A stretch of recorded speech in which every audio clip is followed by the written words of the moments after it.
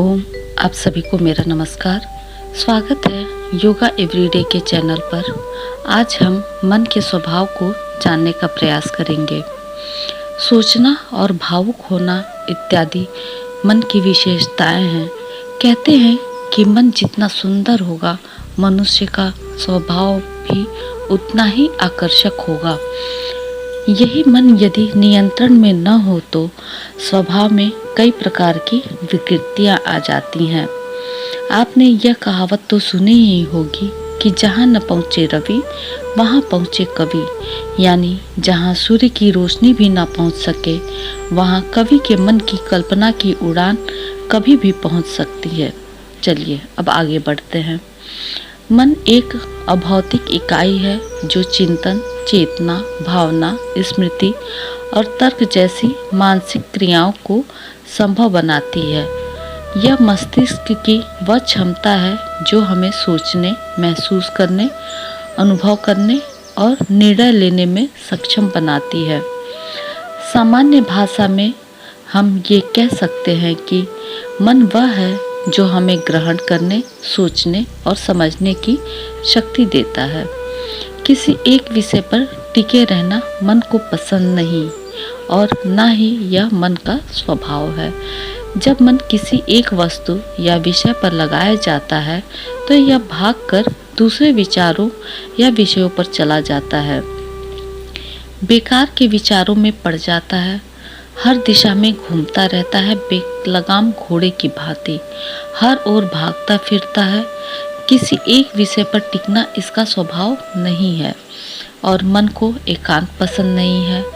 मन को तो देखना, सुनना, सूंघना, स्वाद लेना, स्पर्श करना अर्थात सभी इंद्रियों के विषय ही मन को पसंद आते हैं।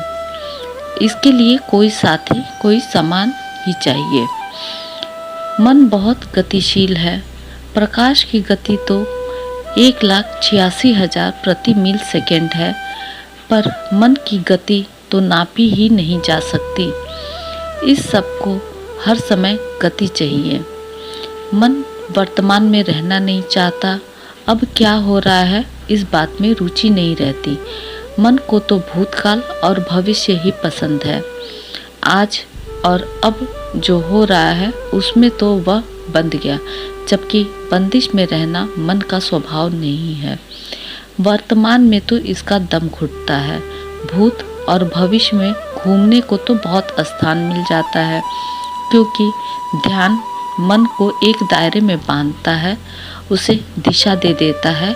इसलिए ध्यान वर्तमान में रहने की कला है। मन इच्छाओं की उत्पत्ति करता है और यह काम हर समय होता रहता है। एक इच्छा पूरी हुई तो उसे अनेक इच्छाओं को जन्म दे दिया। इच्छाएं अनंत हैं और उनकी पूर्ति होना असंभव है। इच्छाओं की पूर्ति न होना या उनका दबाया जाना ही तरह तरह के क्लेशों व दुखों का कारण बनता है। मनुष्य के सुख दुख का कारण मन व उसकी वृत्तियां ही है। किसी भी वस्तु का अच्छा या बुरा लगना मन की मान्यता के कारण ही है। मन ज्ञानेंद्रियों द्वारा ही बाह्य जगत की वस्तुओं और विषयों का आनंद लेता है। ज्ञानेंद्रियां 5 है: आँख, कान, नाक, जिह्वा व त्वचा। उनके विषय देखना, उसे सुनना, सूंघना, स्वाद चखना, बोलना और छूना है। मन इंद्रियों के विषयों के रस लेता है। योग में मन को जीतने के लिए पहले इंद्रियों को साधन बनाते हैं, फिर मन को। इस प्रकार मन से ही मन को वश में करते हैं, जैसे कि कांटे से कांटा निकाला जाता है। मन को साधने के लिए पूजा, कीर्तन, जप, हवन, यज्ञ, ज्ञान, कर्म, तप आदि बहुत साधन है, लेकिन ध्यान इन सब में सर्वश्रेष्ठ है। मन को साधना बहुत कठिन माना जाता है। कुछ दिनों में ही मन को साधने में सफलता मिल जाए ऐसा कोई साधन ही नहीं है। लगातार अभ्यास, वैराग्य व पक्के इरादे से ही मन को बड़ी आसानी से साधा जा सकता है। ध्यान मन की चाबी है। जितना ध्यान परिपक्व होता जाता है, उतना ही मन की सफाई होती है। मन की परतें खुलती जाती हैं, मन के संस्कार धुलते जाते हैं और मन निर्मल बनता है। मनोविज्ञान के अवचेतन मन चेतन मन से ही ऊर्ध्व चेतना मन का विकास होता है। ध्यान मन की शक्तियों को बर्बाद होने से बचाता है, परेशान व अशांत मन को शांत करता है। इससे मन की एकाग्रता बढ़ती है। ध्यान से मन की उछल कूद खत्म होती है, दौड़ बंद होती है, मन को विश्राम मिलता है। ध्यान मन व बुद्धि की सोई हुई शक्तियों को जगाता है।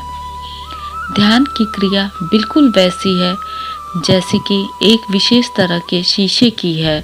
आतिशी शीशा सूरज की बिखरी किरणों को एक ऐसी विशेष दिशा देता है जिससे उसके सामने रखा कपड़ा या कागज आदि वस्तुएं जलने लगती हैं। किरणें थी पर केंद्रित नहीं थी, बिखरी हुई थी। आतिशी शीशे ने उन किरणों को केंद्रित करके एक विशेष गुण से संपन्न बना दिया जाता है। अतः मन को ध्यान द्वारा ही अपने वश में किया जा सकता है। इसलिए हम सभी के जीवन में ध्यान का विशेष महत्व माना जाता है। यदि योग को लेकर कोई सवाल और सुझाव है तो कृपया कमेंट बॉक्स में अवश्य दें। आज का सुविचार: यदि आप सदैव छोटी छोटी बातों को लेकर परेशान होते रहेंगे तो जीवन में कभी भी बड़ी उपलब्धियां हासिल नहीं कर पाएंगे। फिर मिलते हैं अगली वीडियो में। तब तक खुश रहें, स्वस्थ रहें।